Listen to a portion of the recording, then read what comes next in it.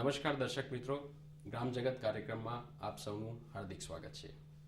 મિત્રો, આપણે અવારનવાર આ કાર્યક્રમ હેઠળ સરકારની, રાજ્ય સરકારની અને કેન્દ્ર સરકારની વિવિધલક્ષી યોજનાઓ વિશે ચર્ચા કરતા રહ્યા છીએ. આજે પણ આવી જ અનેક વિવિધ યોજનાઓ જે છે જેના હેઠળ ગ્રામજનોને જે ફાયદા થયા છે, જે લાભ મળ્યા છે, એના વિશેની આપણે વિસ્તૃત જાણકારી મેળવીશું. મિત્રો, આજે આપણે ઉપસ્થિત છીએ મહીસાગર જિલ્લાના વીરપુર તાલુકામાં આવેલા હાંડિયા ગામમાં. આ ગામમાં એવી સુવિધાઓ ઉપલબ્ધ છે જે શહેરને પણ પાછળ પાડે તેવી છે, જેમ કે CCTV camera, wifi, mobile operating public announcement system, road, વીજળી, 100% શૌચાલય. આ દરેક સુવિધાઓ જે પણ ગામડામાં ઉપલબ્ધ થઈ છે તે રાજ્ય સરકાર અને કેન્દ્ર સરકારની યોજનાઓ હેઠળ આને પૂરી પાડવામાં આવી છે.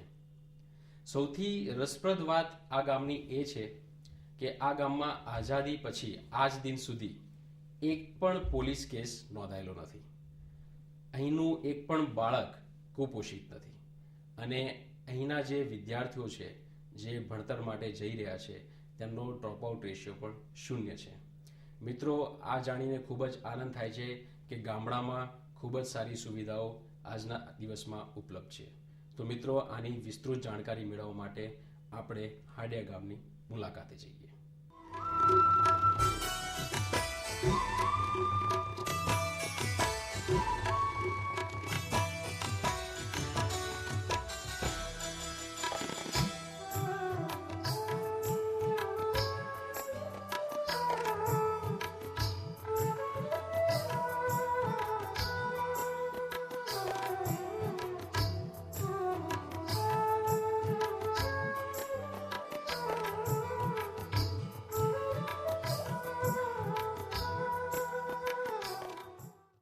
નમસ્કાર દર્શક મિત્રો, આપણે ઉપસ્થિત છીએ મહીસાગર જિલ્લાના વીરપુર તાલુકામાં આવેલ હાંડિયા ગામમાં. મિત્રો, આપણી સમક્ષ ઉપસ્થિત છે હાંડિયા ગામના યુવા સરપંચ શ્રી જયેન્દ્ર બારોટ. આપણે એમના સાથે વિગતવાર ચર્ચા કરીશું ગામમાં કઈ કઈ સુવિધાઓ ઉપલબ્ધ છે અને આજે ગામનો કઈ રીતે વિકાસ થઈ રહ્યો છે. નમસ્કાર જયેન્દ્રજી, આપનું સ્વાગત છે ગ્રામ જગત કાર્યક્રમમાં. જયેન્દ્રજી, આપને ગામમાં કેટલી વસ્તી છે અને ગામના ગ્રામવાસીઓ કયા વ્યવસાય સાથે સંકળાયેલા છે? મારા ગામની વસ્તી લગભગ 1200 જેટલી છે અને મોટાભાગના લોકો ખેતી અને પશુપાલન સાથે જોડાયેલા છે. મારા ગામમાં બારોટ, પંચાલ, સુથાર, પ્રજાપતિ, વાણંદ અને એક ક્ષત્રિય સમાજના, એટલે કે લગભગ 100% ગામ બક્ષીપંચ સમાજનું ગામ છે અને 1200 જેટલી વસ્તી છે. જયેન્દ્રજી, આપના ગામની જ્યારે મુલાકાત લીધી તો જાણીને ખૂબ આનંદ થાય છે કે ઘણી બધી સારી સેવાઓ આ ગામમાં ઉપલબ્ધ છે. તો અમારા દર્શક મિત્રોને આ ગામમાં જે પણ સુવિધાઓ ઉપલબ્ધ કરાવી છે તેના વિશેની વિસ્તૃતમાં જાણકારી આપશો. આખા ગામમાં સીસી રસ્તા, ગટર line, wifi, CCTV camera, mobile network operating, public announce system, ગામમાં પ્રવેશવાનો મુખ્ય વિકાસ પથ, સોલર સ્ટ્રીટ લાઇટ જેવી જે પ્રાથમિક સુવિધાઓ જે હોવી જોઈએ ગામમાં, એ તમામ સુવિધાઓ અમારા ગામમાં ઉપલબ્ધ છે. જયેન્દ્રજી, ગામ માટે આ જે સુવિધાઓ ઉપલબ્ધ કરવામાં આવી છે તેમાં સરકારશ્રી તરફથી અને ગામ તરફથી આપને કઈ રીતનો સહયોગ મળેલો છે? સરકારશ્રી તરફથી વિવિધ યોજનાઓ, તાલુકા આયોજન, જિલ્લા આયોજન હોય કે સરકારની નરેગા યોજના હોય, આનો અમે મહત્તમ લાભ ઉઠાવેલો છે. અને જે wifi, CCTV camera, public announce system અમે ગામ લોકોના સહયોગથી ઊભું કરેલું છે.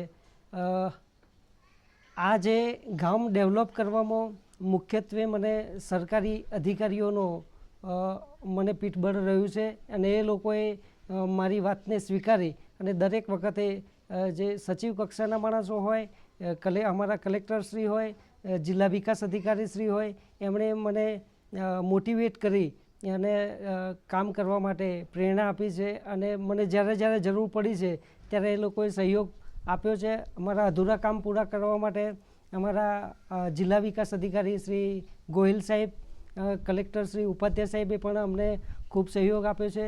તાલુકા પંચાયતના કર્મચારીઓ તરફથી પણ ગામ ડેવલપ કરવા માટે અને સારી સુવિધાઓ ઉપલબ્ધ થાય એના માટે ગ્રાન્ટની ઉપલબ્ધતા ક્યાંથી હોય તેની માહિતી, સરકારમાંથી આવતી વિવિધ યોજનાઓની માહિતી પણ અમને પહોંચાડવામાં આવે છે, જેથી અમે લોકો એનો મહત્તમ લાભ લઈ અને ગામમાં આ સુખાકારીની સુવિધાઓ ઉપલબ્ધ કરાવી શકીએ છીએ. આ જે અમારા ગામમાં સુવિધાઓ ઉપલબ્ધ થઈ છે એમાં વાઈફાઈ, સીસીટીવી કેમેરા અને પબ્લિક એનાઉન્સ સિસ્ટમ આ સરકારની ગાઈડલાઇનમાં નહોતું આવતું, એટલે સરકારની કોઈ ગ્રાન્ટમાંથી થઈ શકે તેમ નહોતું. મેં લગભગ મોદી સાહેબે જ્યારે આદર્શ ગામની પરિકલ્પના રજૂ કરી ત્યારે મારા મનમાં પણ વિચાર આવ્યો કે મારું ગામ પણ wifi, CCTV camera, public announce સિસ્ટમથી સજ્જ થાય. એના માટે મેં પણ મારું ગામ કોઈ રાજકીય વ્યક્તિ દત્તક લે એના માટે પ્રયત્ન કર્યો, પણ એમાં મને નિષ્ફળતા મળી. એટલે મેં અમારા ગ્રામજનોની એક મિટિંગ થઈ હતી, એમાં એવું અમે નક્કી કર્યું કે ભાઈ આપણું ગામ wifi, CCTV camera, public announce system કરવું હોય તો શું થાય. તો ગામના જે યુવા લોકો જે સરકારી નોકરીઓ કરે છે અથવા તો જે ઘેર પશુપાલન અને ખેતીનો સારો ધંધો કરે છે એ લોકોએ કીધું કે ભાઈ અમે તમને સહયોગ કરીશું અને જે પણ ખર્ચો થાય એમાં અમે સહભાગી બનીશું. એ બધા લોકોએ મને જે પણ ખર્ચો થયો પબ્લિક એનાઉન્સ સિસ્ટમ, વાઈફાઈ અને સીસીટીવી કેમેરા એ ગામ લોકોએ ફાળો આપેલો છે.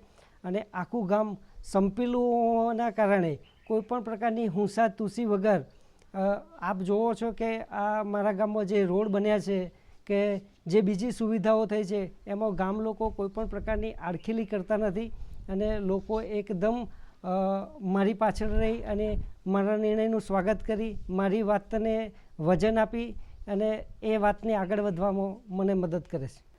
જયેન્દ્રજી, આપ જે રીતે જણાવી રહ્યા છો એ રીતે તો ઘણું સારું અને ઘણી સારી રીતે આપને આ ગામને વિકાસ કરવામાં ખૂબ મહત્વનો ફાળો આપ્યો છે. સાથે ગામજનોનો પણ ખૂબ સારો એવો સહકાર મળ્યો છે. સરકારશ્રી તરફથી પણ આપને મદદ મળી રહી છે. વ્યક્તિગત રીતે આપને કોઈ પ્રેરણા મળી હોય કે મારે આ ગામ વિશે કે આ ગામ માટે કંઈક કામ કરવું છે, તો એવી કોઈ પ્રેરણા વિશે અમને જણાવશો? ખરેખર તો વ્યક્તિગત પ્રેરણા તો જ્યારે હું સરપંચ બન્યો ત્યારે મારા મગજમાં એક વિચાર હતો કે મારા ગામમાં પ્રાથમિક સુવિધાઓ હોવી જોઈએ. સીસી રસ્તા હોવા જોઈએ, ગટર લાઈન, પાણીની સુવિધા, પ્રાથમિક શાળા, આંગણવાડી. પણ જ્યારે માનનીય નરેન્દ્રભાઈ મોદી સાહેબ જ્યારે વડાપ્રધાન બન્યા અને એમણે જે આદર્શ ગામની પરિકલ્પના કરી એ વખતથી જ મને પ્રેરણા મળી કે ભાઈ આપણે આદર્શ ગામ, આપણું ગામ કેવું હોવું જોઈએ. આદર્શ ગામની મોદી સાહેબની પરિકલ્પનાને લઈને મારા મનમાં વિચાર આવ્યો કે જ્યારે મેં ખરેખર પહેલાં તો એવું નક્કી કરેલું કે મોદી સાહેબે જે આદર્શ ગામ દત્તક લીધું છે એના પહેલાં મારું ગામ આદર્શ થઈ જવું જોઈએ. અને ખરેખર લગભગ હું ધારું છું ત્યાં સુધી એ પહેલાં જ મેં મારું ગામ આદર્શ બનાવી દીધેલું. અને ખરેખર વ્યક્તિગત પ્રેરણા મને નરેન્દ્રભાઈ મોદી સાહેબમાંથી જ મળેલી. જયેન્દ્રજી, ગામમાં સ્વચ્છતાને ખૂબ જ પ્રાધાન્ય આપવામાં આવ્યું છે એવું લાગી રહ્યું છે, કારણ કે ગામમાં જ્યારે પ્રવેશતા જ લાગે છે કે રસ્તા ખૂબ જ ચોખ્ખા છે, ગામમાં ક્યાંય પાણી કોઈ પણ ખોટી રીતે ફેલાયેલું નથી દેખાતું. તો સ્વચ્છતા અભિયાન હેઠળ આપની શું કામગીરી થયેલી છે અને આપને કેવો એનો પ્રતિસાદ મળેલો છે? જ્યારે સ્વચ્છ ભારત મિશન હેઠળ શૌચાલય બનાવવાની સરકાર દ્વારા જાહેરાત કરવામાં આવી હતી, એના લગભગ 2 જ મહિનામાં અમારા ગામમાં સંપૂર્ણ 100% શૌચાલય, દરેક ઘરમાં શૌચાલય છે, કોઈ બહાર શૌચ કરવા માટે જતું નથી. બીજી વસ્તુ, આખા ગામમાં સીસી રસ્તા બનાવવાના હતા એટલે એડવાન્સમાં પ્રી પ્લાનિંગ કરીને એનું ગટર લાઇનની વ્યવસ્થા પણ કરેલી છે. અને ગામના લોકો પાણી માટે અવેર રહે અને સ્વચ્છતા માટે અવેર રહે એના માટે અમે સેમિનાર પણ કરાવેલા છે. અને ફક્ત સ્વચ્છતાની અવેરનેસ માટે જ ગામમાં સીસીટીવી કેમેરા લગાવવામાં આવેલા છે.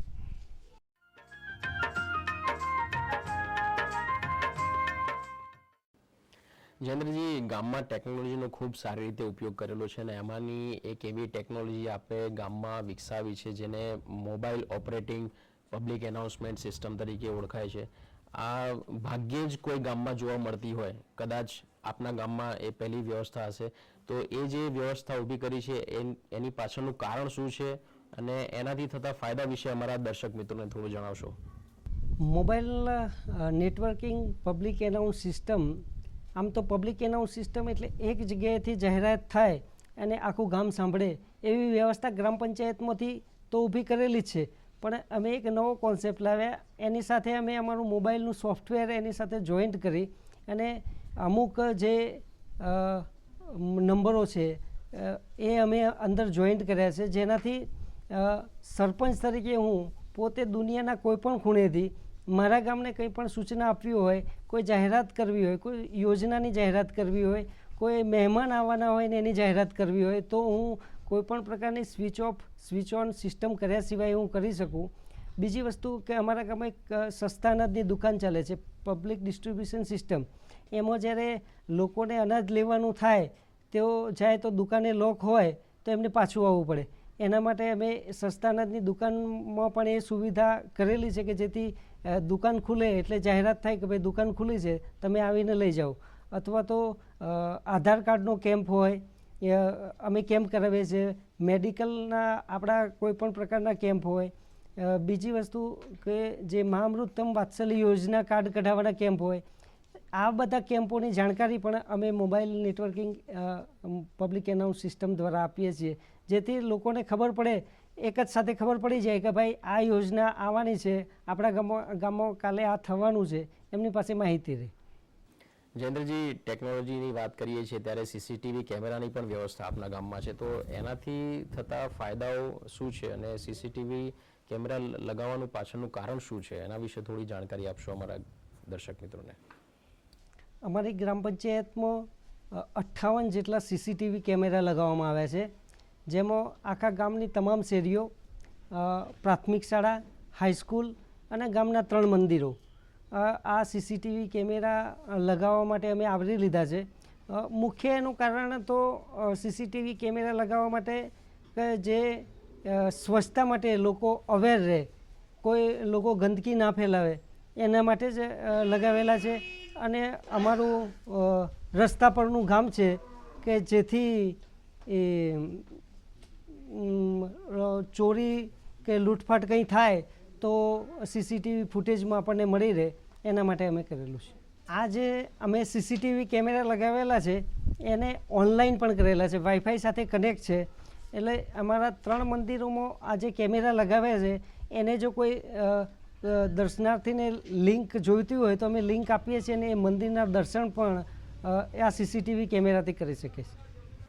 જયેન્દ્રજી, એક ખૂબ જ આશ્ચર્યજનક વાત કહીએ કે પછી આવકારવા જેવી વાત કહીએ, એ અમને જાણવા મળી છે કે આઝાદી પછી ગામમાં આજ દિન સુધી એક પણ પોલીસ કેસ નથી થયેલો, તો એ ખૂબ જ પ્રશંસનીય વાત છે આપણા ગામ માટે.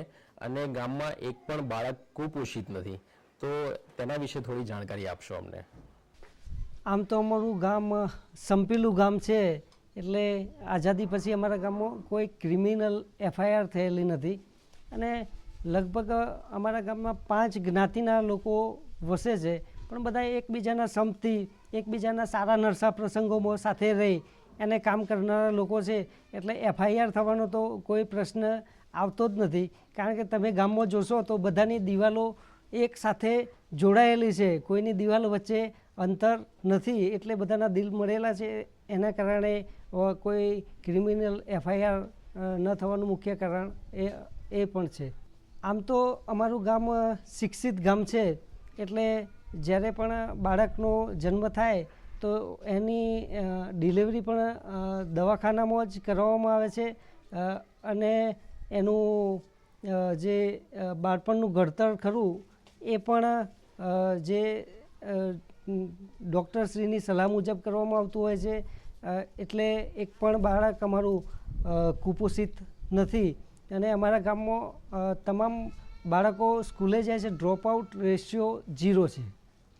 જયેન્દ્રજી, આપને જે રીતે વાત કરી એ રીતે ઘણી બધી સેવાઓ આપને ગામ માટે ઉપલબ્ધ કરાવી છે, પરંતુ છતાંય ઘણી વખત આપને કે કોઈ પણ વ્યક્તિને એવું લાગતું હોય છે કે હજુ પણ કોઈક જરૂરિયાત ઊભી થાય એવી લાગતી હોય ગામમાં, તો આપને એવું કંઈ લાગી રહ્યું છે અત્યારે હાલમાં કે આટલી સુવિધાઓ હોવા છતાં એવી કઈ સુવિધા છે જે હજુ ગામ લોકોને જરૂરી છે અને જેના વિશે આપ ભવિષ્યમાં વિચારી રહ્યા છો?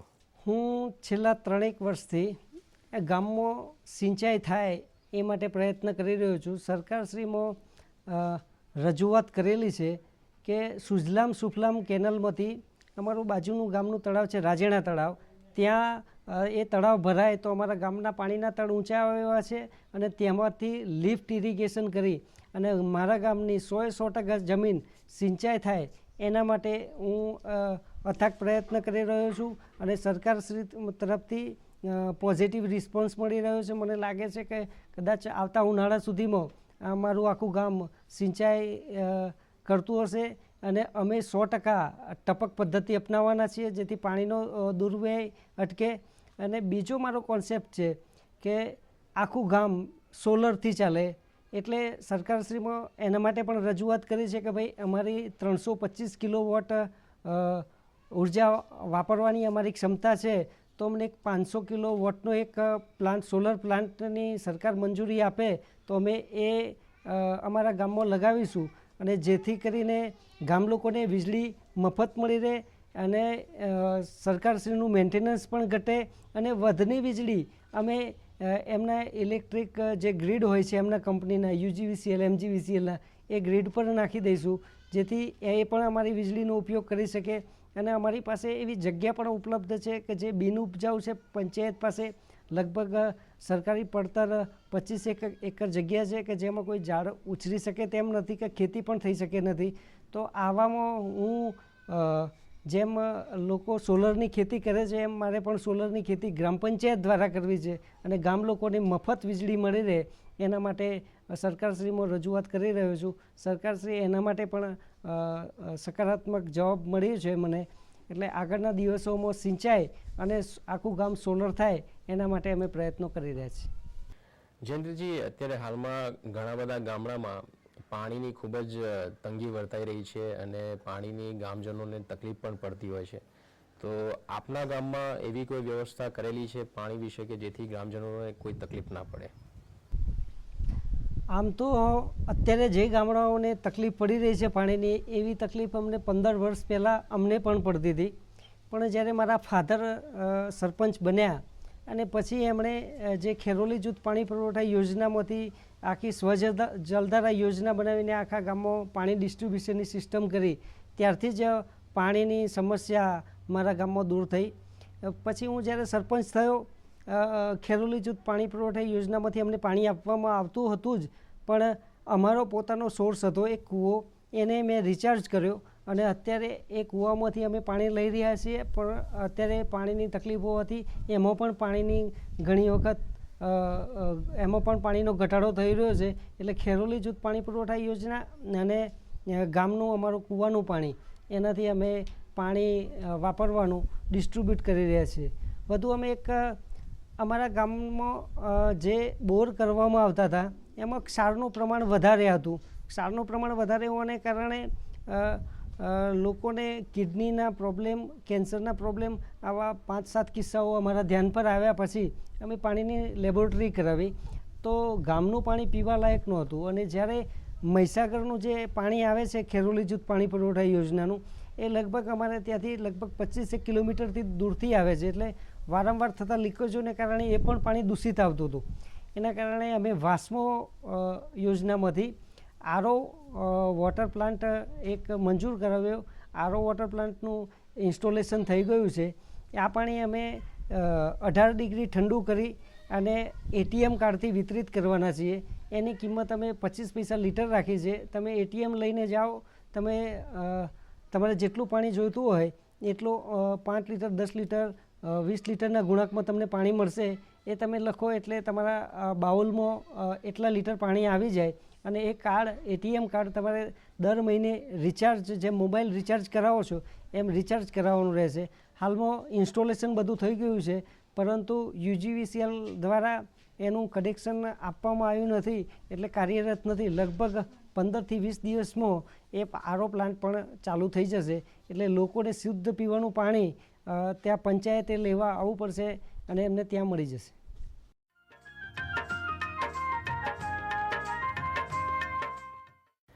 જયેન્દ્રજી, યુવા સરપંચ તરીકે આપ ખૂબ જ સારી કામગીરી કરી રહ્યા છો, એ ખરેખર પ્રોત્સાહનને પાત્ર છે.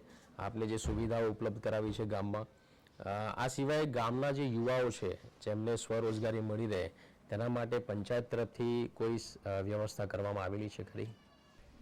આમ તો જ્યારે હું સરપંચની ચૂંટણી લડ્યો ત્યારે હું 15 મુદ્દા આધારિત ચૂંટણી લડ્યો હતો. મેં ગામને 15 મુદ્દા કીધા હતા કે હું આ 15 મુદ્દાને આધારિત ચૂંટણી લડું છું અને આ 15 મુદ્દા હું 5 વર્ષમાં પૂરા કરીશ. એમાં મારો એક મુદ્દો રોજગારીનો પણ હતો. એમાં અમે સરકારમાં કૌશલ્ય વર્ધન કેન્દ્રમાં 5 કોર્સ ચાલુ કરવા માટે માગણી પણ કરેલી છે. કૌશલ્ય વર્ધન યોજના માટે ચાલુ કરવા માટે ITIના પ્રિન્સિપાલ ગામિત સાહેબ અહીંયા આવીને જગ્યા પણ જોઈ ગયા છે. એમને રૂમ પણ એલોટ કરી દીધા છે.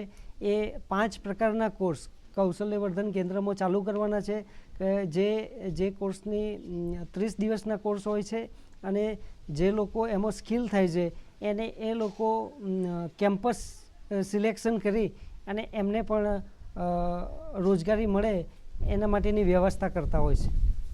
જયેન્દ્રજી, આપના ગામમાં ગ્રામ સભાનું પણ આયોજન કરવામાં આવતું હશે અને ગામજનો તરફથી કોઈ જાતની માંગણી આવતી હોય કે એમને કોઈ જરૂરિયાત ઊભી થતી હોય, કોઈ જાતના પ્રશ્નો ઊભા થતા હોય એવું કંઈ ખરું? એના વિશે થોડી જાણકારી આપશો.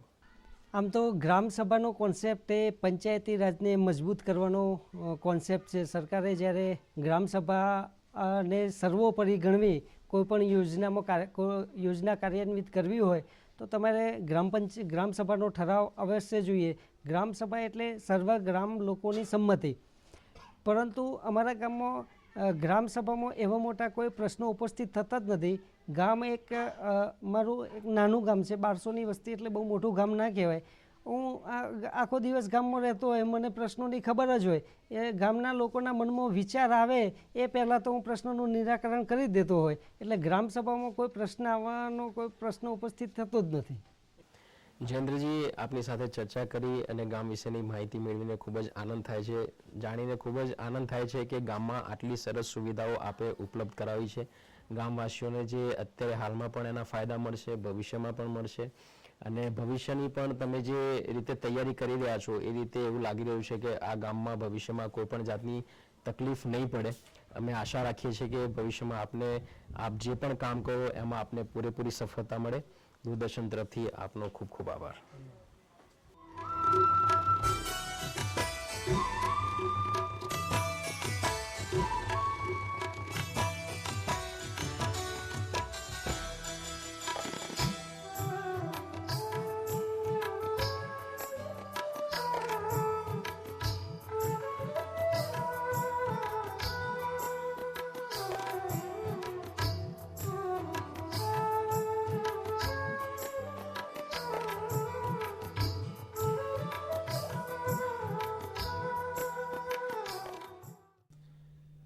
મિત્રો, આજે આપણે હાડિયા ગામની મુલાકાત લીધી અને આપને જોઈને ખૂબ જ આનંદ થાય છે કે એક ગામ સુસજ્જ થયું છે ટેકનોલોજીથી.